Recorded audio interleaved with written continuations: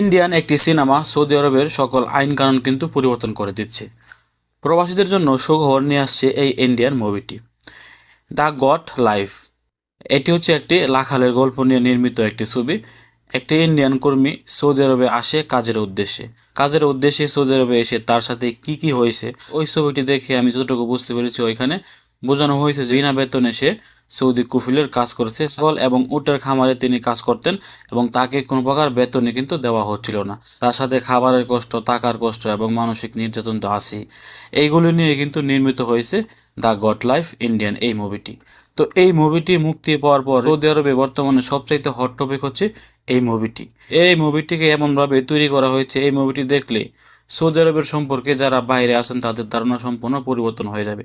এই মুভিটি দেখলে আপনি বুঝতে পারবেন যে সৌদি আরবে এসে আমাদের মতো ওয়ার্কাররা কত ধরনের কষ্ট করে বা কত ধরনের নির্যাতন হয়ে এখানে কাজ করে। এই মুভিটিতে কিন্তু এটাই বোঝানো হয়েছে। তো এই মুভিটি মুক্তি পাওয়ার পরে সৌদি আরবের যে সকল বড় বড় টেলিভিশনগুলো আছে সকলগুলোতে কিন্তু আলোচনার শীর্ষে আছে বর্তমানে এই মুভিটি নিয়ে সৌদি আরবের সকল জায়গায় কিন্তু আলোচনা হচ্ছে এবং সৌদি আরবের জন্য আর কোনো ওয়ার্কার এসে এরকম কষ্ট করতে না হয় এজন্য কিন্তু সৌদি আরবের আইনের মধ্যে বেশ কিছু পরিবর্তন আসতে যাচ্ছে। সৌদি আরবের লেবার আইনের আর্টিকেল 61 নাম্বারটি পরিবর্তন করে তারা আরও কিছু নতুন সিস্টেম যুক্ত করতে যাচ্ছে। এখন এগুলো কি ছবিটির কারণে পরিবর্তন করছে না এটি আগে থেকেই পরিবর্তন করার চিন্তা ধারণা ছিল এটা কিন্তু আমরা জানি না।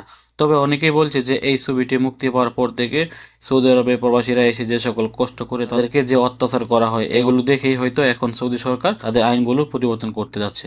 এখন কথা হচ্ছে কি কি পরিবর্তন করতে যাচ্ছে। এখানে আর্টিকেল 61কে তারা পরিবর্তন করতে যাচ্ছেন।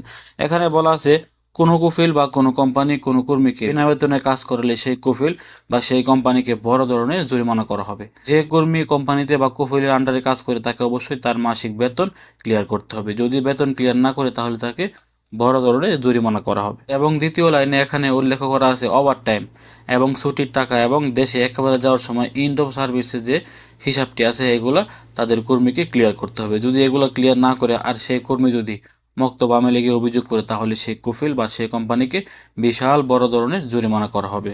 এবং তৃতীয় নম্বরে উল্লেখ করা আছে যে কোনো কাজের যে কোনো ধর্মের ওয়ার্কার সৌদি আরবে আসুন না কেন তার ধর্মকে কুফিল বা কোম্পানিকে অবশ্যই সম্মান করতে হবে।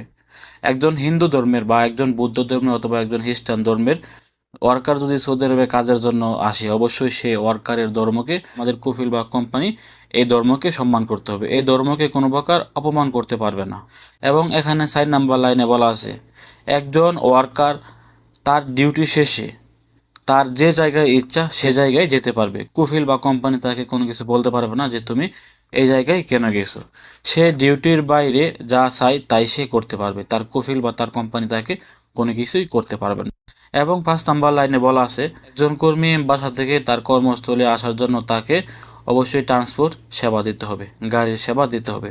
যদি এই গাড়ির সেবা দিতে কোনো কোম্পানি ব্যর্থ হয় তাহলে অবশ্যই তাকে এই গাড়ির যে যাতায়াতের যে খরচটি আছে এই খরচটি সেই ওয়ার্কারকে দিতে হবে।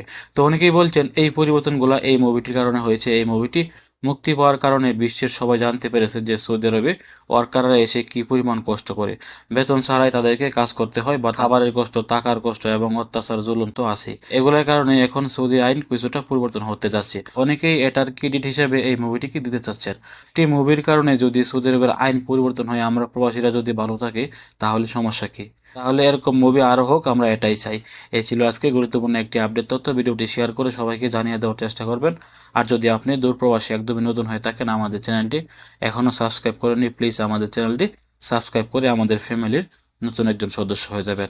যারা ইতিমধ্যে সাবস্ক্রাইব করে ফেলেছেন তাদেরকে অসংখ্য ধন্যবাদ। আসসালামু আলাইকুম।